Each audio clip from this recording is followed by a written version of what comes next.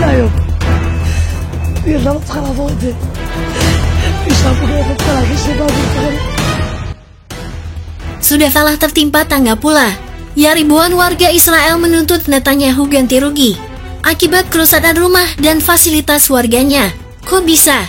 Kita akan bahas bagaimana nasib Israel seusai perang dengan Iran. Berikut pembahasannya. 加油！别让他拉倒的，你上不了他lagi sebab itu.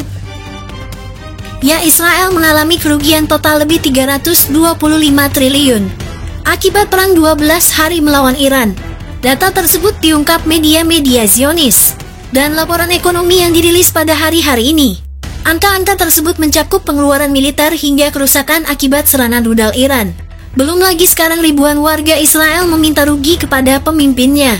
Karena seperti kita tahu, ribuan rumah hingga fasilitas milik pribadi hancur oleh serangan rudal Iran.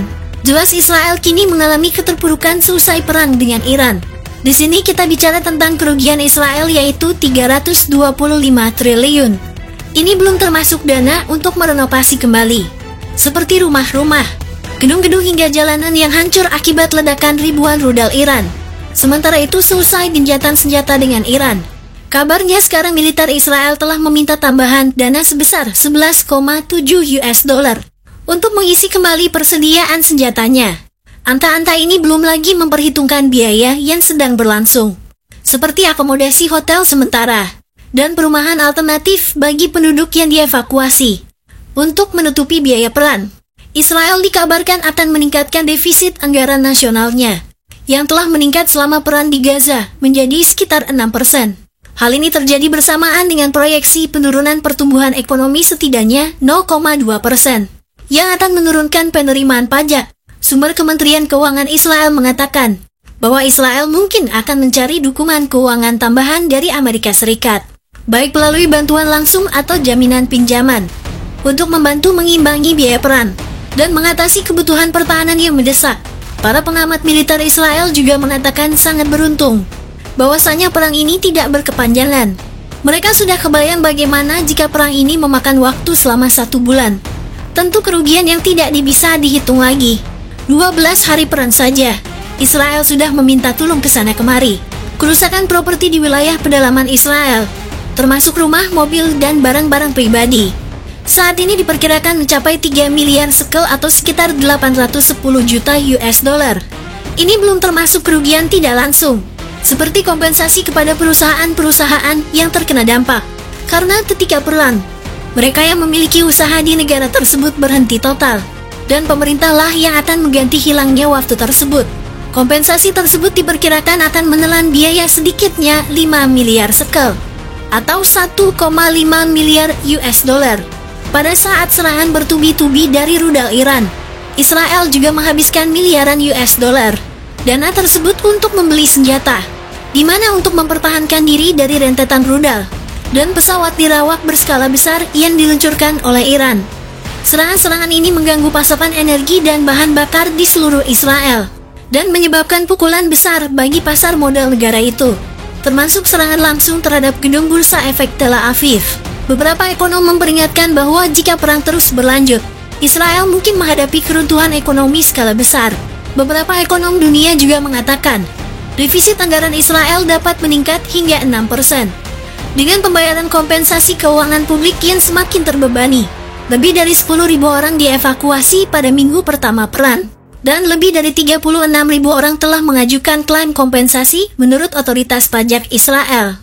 Otoritas itu memperingatkan bahwa pemerintah dapat menggunakan 1 atau 2 beberapa langkah untuk menutupi defisit, termasuk memotong belanja publik untuk kesehatan dan pendidikan, menaikkan pajak atau meningkatkan pinjaman, yang dapat mendorong rasio utang terhadap PDB melampaui 75%.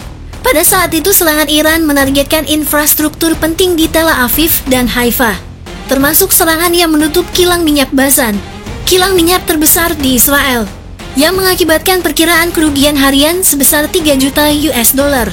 Tak cuma itu saja, Bandara Ben Gurion juga menghentikan operasi sebagai tanggapan atas serangan balasan Iran. Bandara terbesar di negara itu biasanya menangani sekitar 300 penerbangan dan 35.000 penumpang setiap hari. Akibatnya sekarang bandara tersebut dilaporkan mengakibatkan kerugian sebesar 6 juta US dollar. Ya, ketika Israel menggempur Gaza, mungkin Israel sangat kuat. Namun, ketika melawan Iran, negara ini di atas segalanya. Mungkin itulah alasan Trump pada akhirnya mencoba untuk menghentikan pertempuran Iran-Israel dengan gencatan senjata. Donald Trump tak mau Israel semakin hancur. Jadi dalam pembicaraannya dengan NATO baru-baru ini, Trump mengungkapkan bahwa Iran adalah negara yang hebat, dengan minyak dan orang-orangnya yang cerdas, di mana Iran mampu memberikan pukulan keras, bahkan sangat keras kepada Israel sebelum gencatan senjata dilakukan.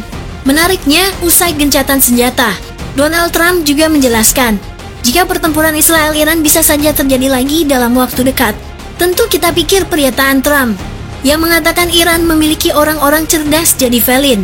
Dan itu kenapa saat mereka mendapatkan serangan dari Israel, mereka sudah siap dan tahu cara membalasnya. Jadi saat Donald Trump mengatakan Iran telah menyerang Israel dengan keras dan menghancurkan banyak bangunan terkhusus sebelum gencatan senjata terjadi, Amerika Serikat ini seolah ingin mengatakan, jika untunglah Amerika bisa menghentikannya, kalau tidak bisa makin hancur Israel.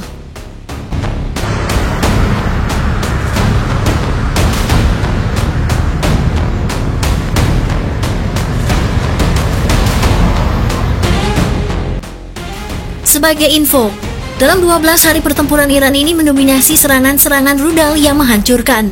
Memang kalau berdasarkan laporan dari pemerintah Israel, setidaknya ada 29 orang tewas di Israel dan lebih dari 3.200 orang luka-luka.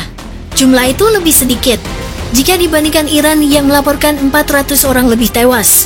Tapi kalau melihat skala kehancuran kota, kita melihat bahwa Iran pemenangnya, karena Iran menyerang dengan sangat bertubi-tubi. Serangan presisi Iran membuat beberapa fasilitas sipil dan wilayah strategis Israel terkena dampak luar biasa.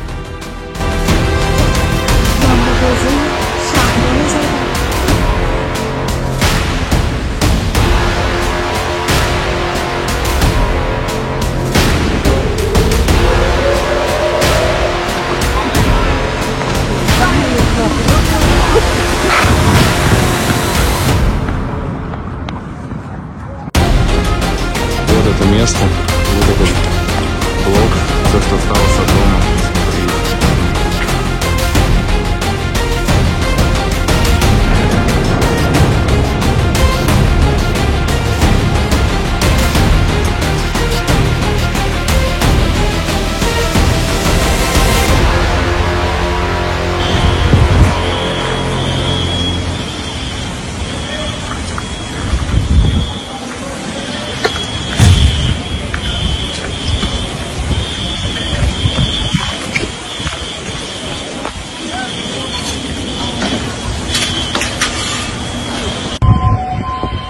וואלכ נחת אצלנו פה, תראה מה עשו לנו.